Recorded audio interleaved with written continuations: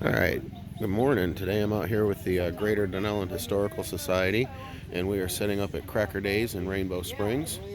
So come on by, check it out. There's a lot of interesting stuff set up, and you can learn about Dunnellon's history.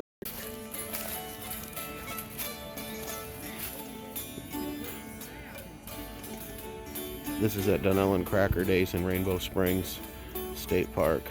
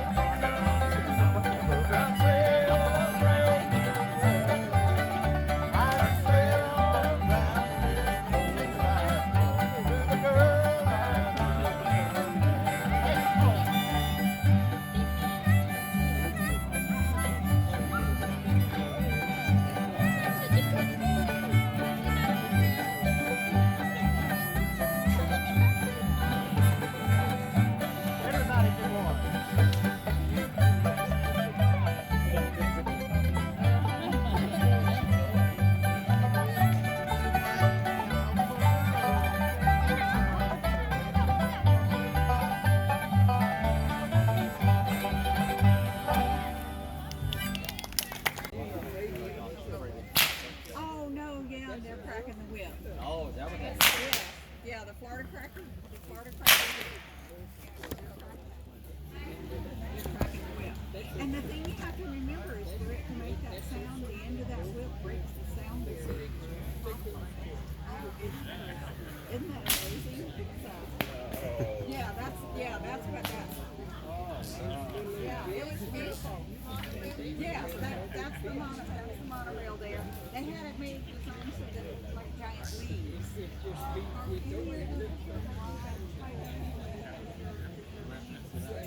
What did you pay to get that?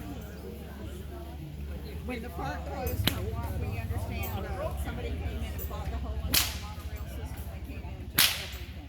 The cars, the poles, everything. Somebody bought the Cadillac. Back in the 1700s. So if you had this in your hand, it would be worth more by weight than gold. And it doesn't look like anything. Okay? It's like And coal. 1700. Looks like coal, don't it?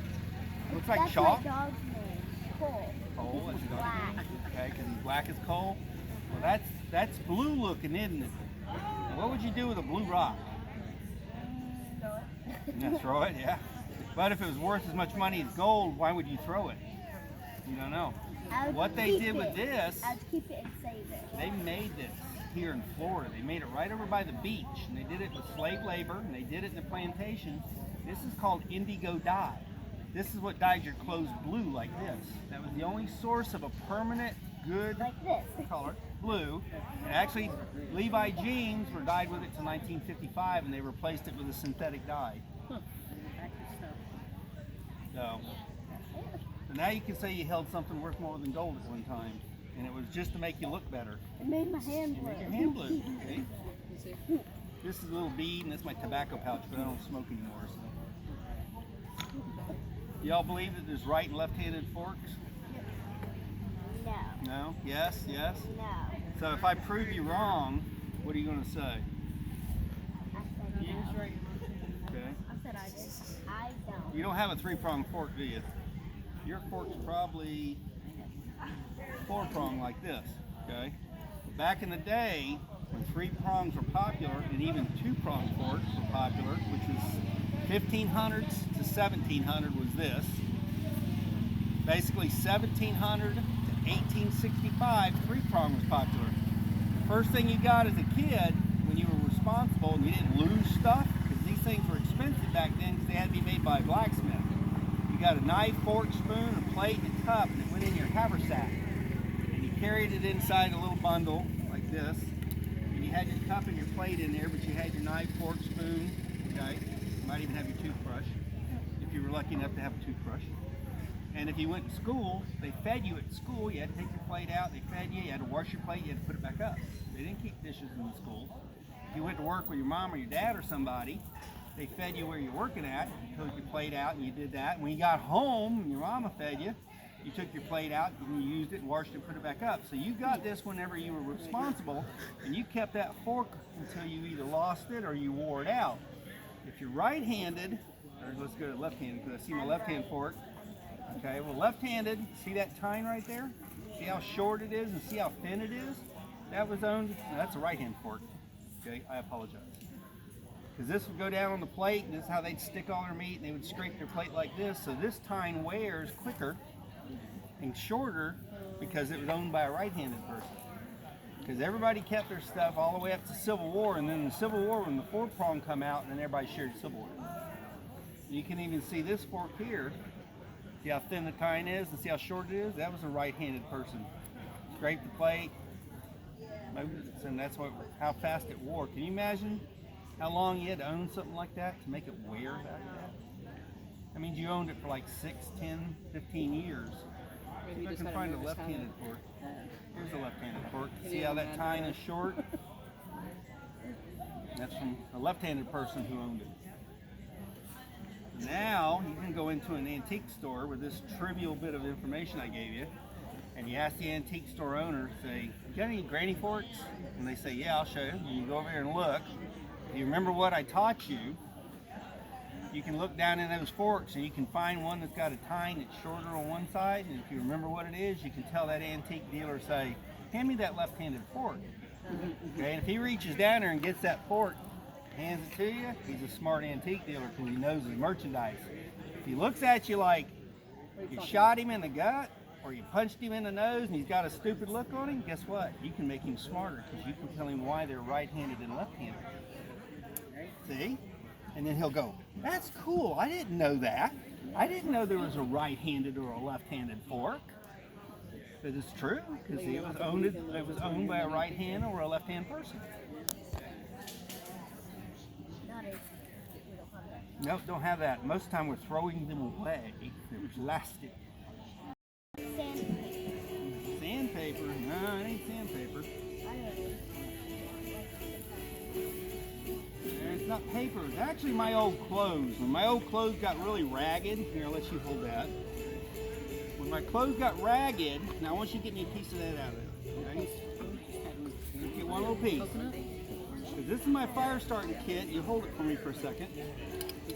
And then I would carry, inside here, I would carry that very delicate, it's called char cloth, okay? I would carry it inside here so it wouldn't get damaged, and I'd have my striker here, and I'd have my flint there, and this would be in a waterproof bag, which is right here. And that way none of this would get wet, and I'd actually have some of this in my bag with me.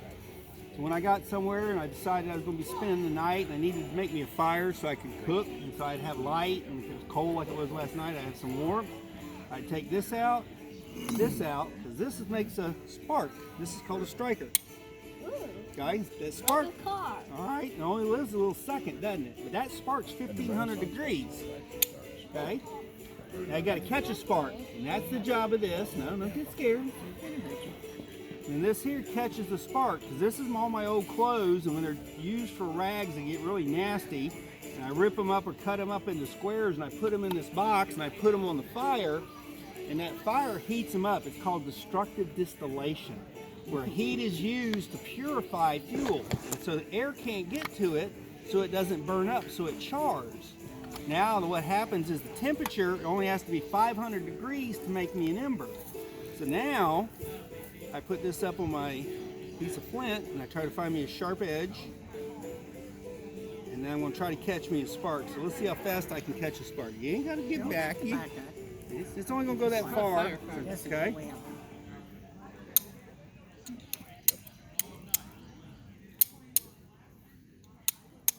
Now you get a good spark. Now I got me a little ember there, see it? But I don't have a fire, do I? That's where this comes in. This has got fuel in it. It's got oil and resin, and I can get it hot enough to ignite. When I do what? I gotta add something to it or it ain't gonna catch fire. What? Oxygen, and oxygen makes things burn.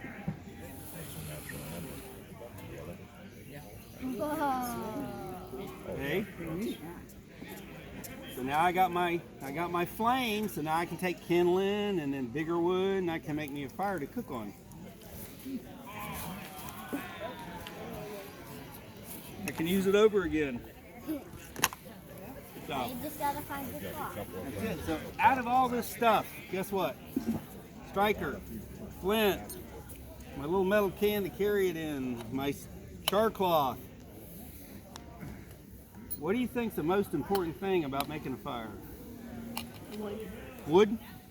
You know what I think it is? You know how y'all sit here and listen to me? Hopefully you learned something, because what you put behind your eyes and what you listen to with your ears and you packed in your brain, called knowledge.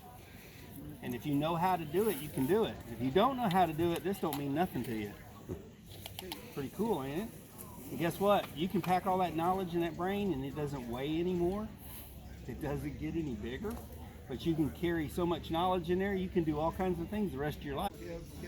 All right, I'm out at Dunnellon Cracker Days with Liz Robson, and she's going to tell us about making paper. Well, I make paper the same way the pioneer would have in the early 1800s.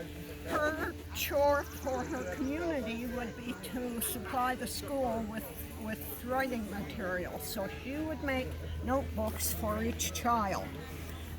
She would grow her own cotton, I can't do that. That's not legal in Florida anymore. Oh, okay. You have to be a commercial grower with the boll weevil machine, the license and the permit in order to grow cotton in Florida.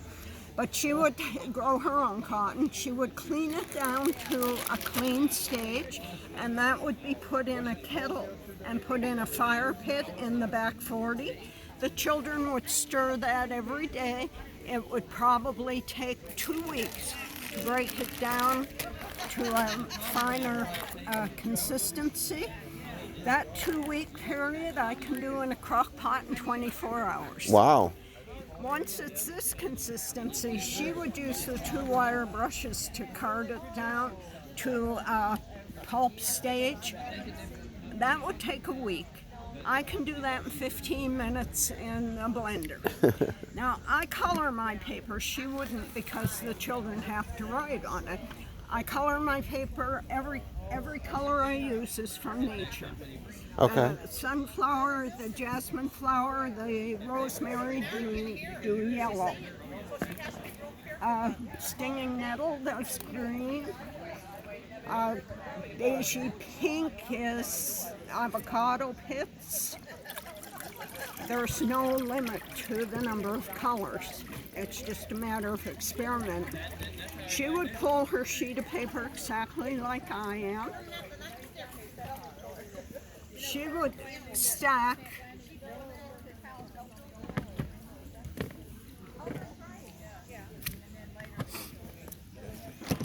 She would make a stack of about 12 sheets, which would be a school scribbler. And the other reason she would do that is I would make a stack of 50. My stack is this thick, and it goes in a hydraulic press. Okay. She didn't have that option. She's working on a board, and she would cover her last pole and put a board on top, and that stack would go on her porch floor. Her 8 or 12 kids, they all had in those days, were trained to stand on this. Every time they left the house or came back to the house, and they had to be trained, because if they wiggled or jiggled or danced on this, it would tear her pages.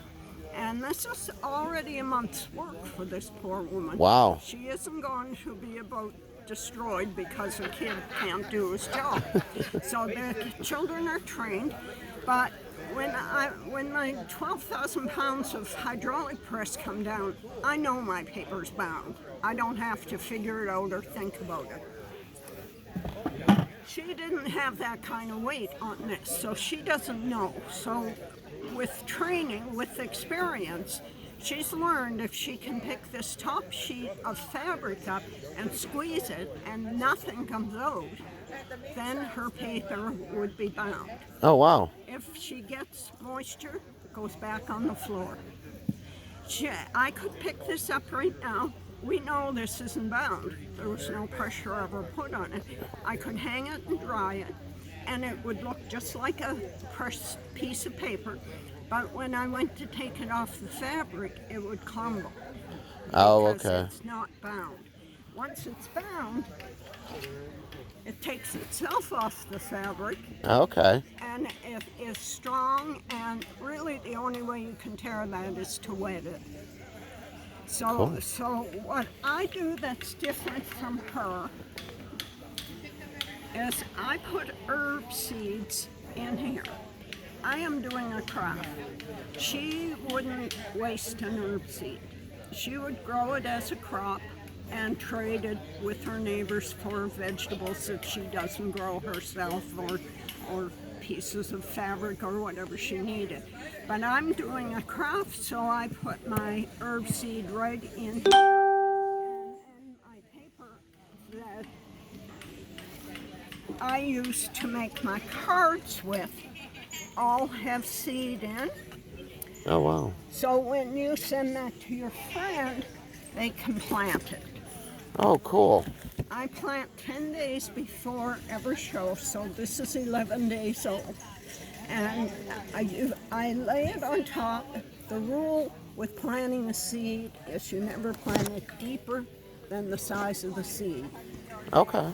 These seeds are already planted, Gotcha. so you don't need to cover it with soil.